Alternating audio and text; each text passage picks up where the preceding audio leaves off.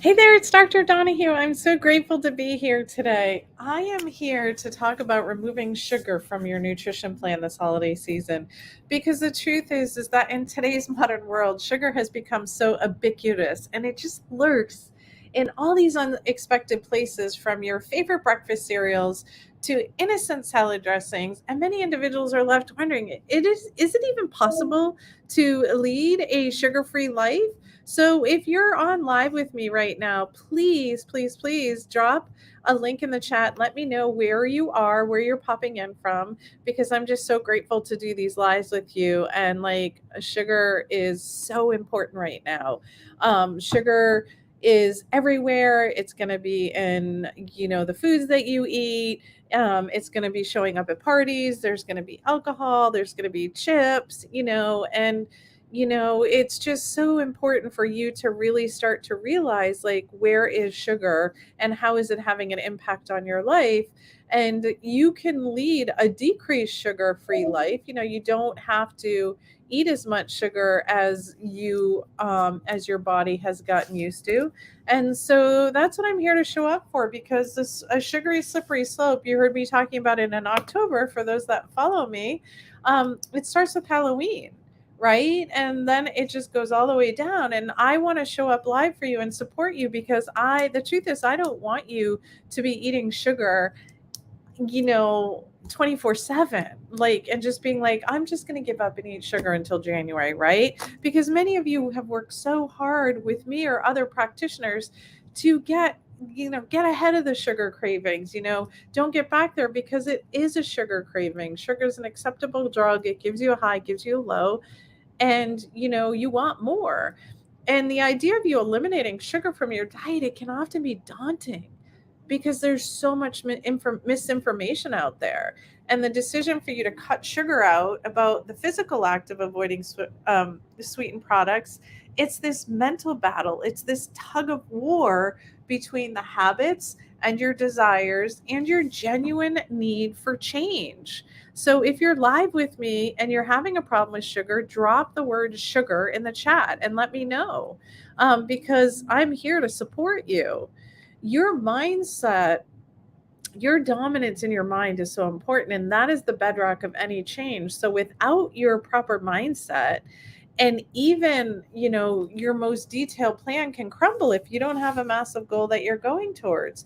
But with a clear mindset, motivation is going to slip up with you, but with a clear mindset and discipline, even the toughest challenges for you, like sugar, are going to become insurmountable.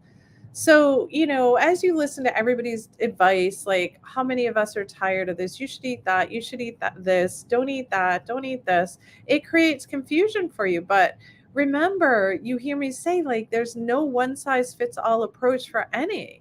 What works for one person may not necessarily work for another.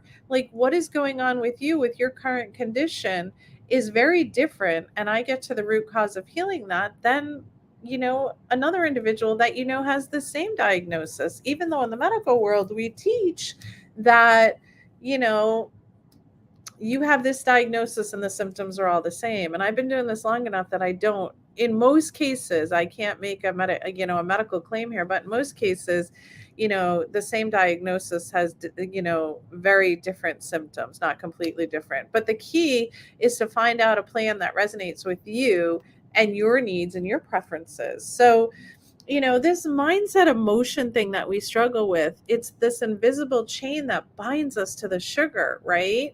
It's this emotional web, and navigating that vicious cycle of change is so challenging.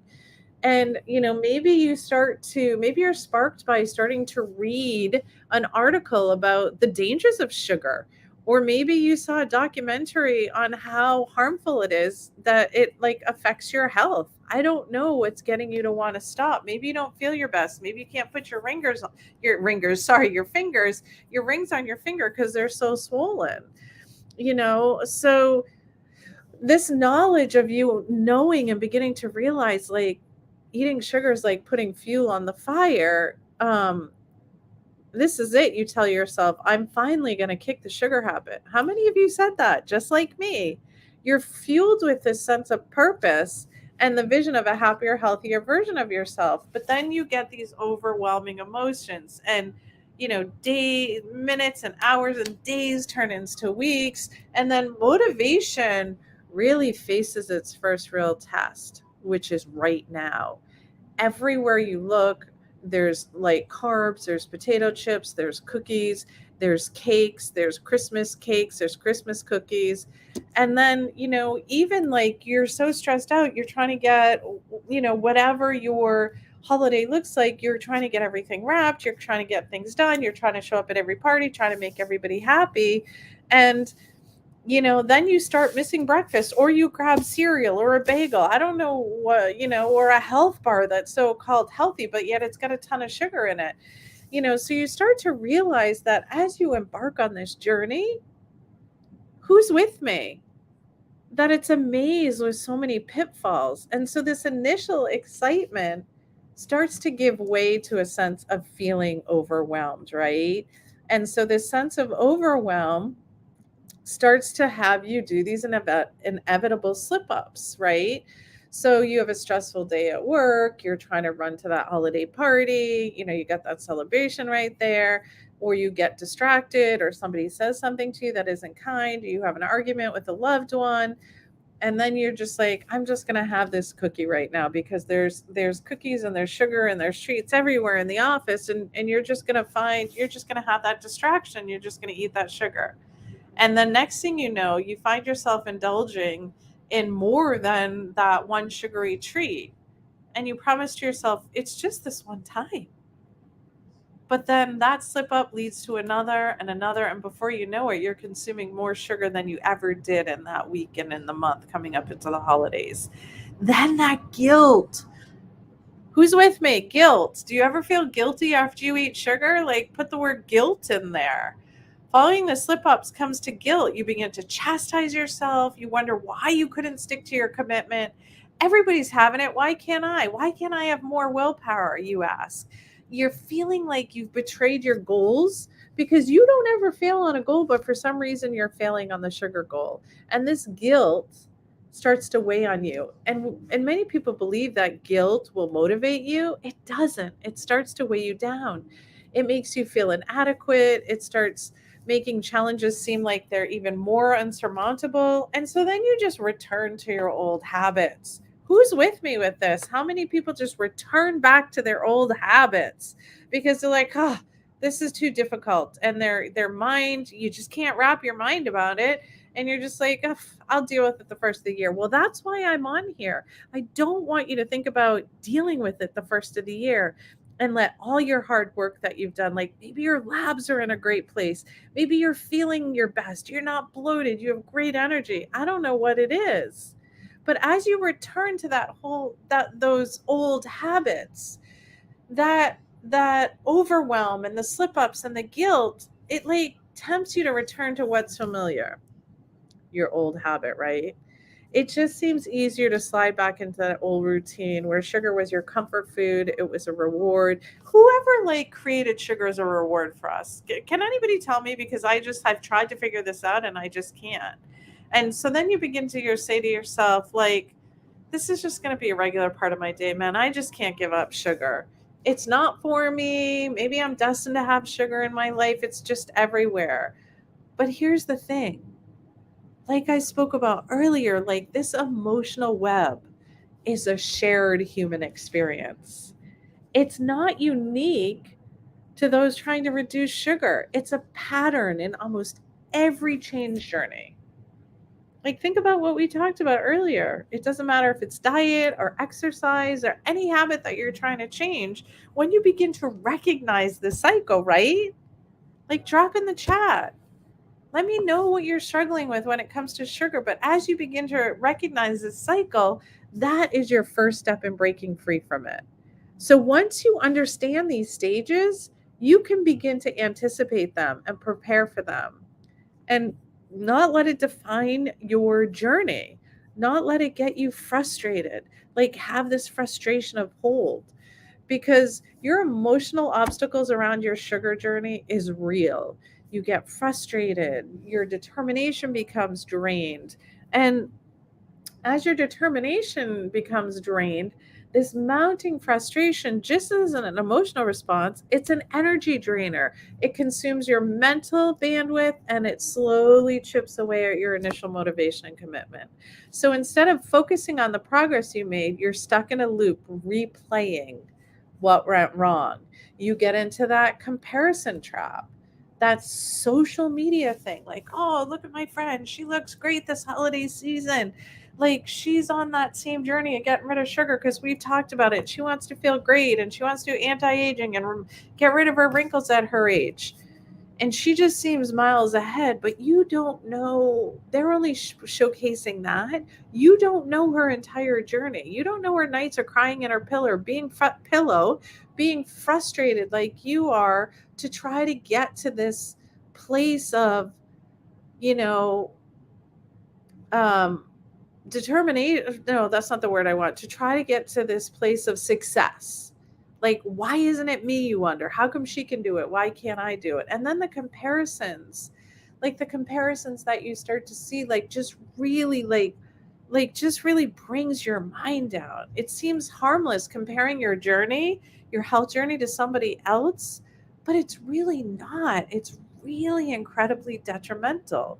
So you're seeing this highlight reel, not the struggles that go on day to day to day, or the doubts that that person had, or the times they wanted to give up, just like you. I want to close this by saying, for those that are online, that your unique path is for you.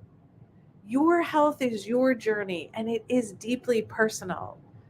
Like factors like your metabolism and what you should eat and what your macros should be and your lifestyle and how much you should work out or even your genetic predispositions, this can influence your journey. So it's vital for you to understand that your path is yours alone. Does that make sense? Your path is yours alone.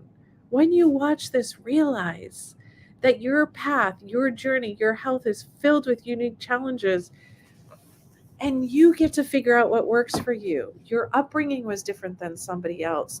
Who your parents were different. Their genetics were different. You know, the teacher at school was very different for you. Like, I don't know what it is for you, but your challenge is for you. And your plan, getting to the root cause when I work with a patient, is getting to the root cause of that patient's plan. Does that make sense? So know that I'm going to show up for you like every single day now. I'm going to show up for you. I'm going to try to get my team to send out emails that I'm going live and set that up for all the times I'm going live so most of you can show up and I get to support you. I get to hug you. I get to be grateful for you and I get to support you on this health and wellness journey. So sugar was just the start of it. But being patient with yourself and just truly loving yourself is what's so important these days. If you're feeling like you're stressed out and that your life isn't perfect, don't aim for perfection. I always say it's not really a real word. You feel like you can get perfect, but it's just not possible. You must do it flawlessly. Every slip in this mindset just feels like a failure. It's not a failure. You make a mistake, you get back up and you do it again. Your perfection is an illusion for yourself. It's never about not eating sugar again. It's about knowing how much that you can eat to feel like your best, to have your cognition, to have your mind, and just really, really, really embrace the journey. Every mistake is a chance for you to understand your triggers better and to adjust your strategies and grow stronger in your commitment to yourself. I can't wait to see you all tomorrow. Tomorrow I will be going live. Let me give you the exact time in case an email doesn't go out. I believe, actually, I'm not going live tomorrow. My next live will be Wednesday, right before Thanksgiving at 3 p.m. So I can't wait to see you all in the room. I can't wait to connect with you and pace out these next few days before Thanksgiving.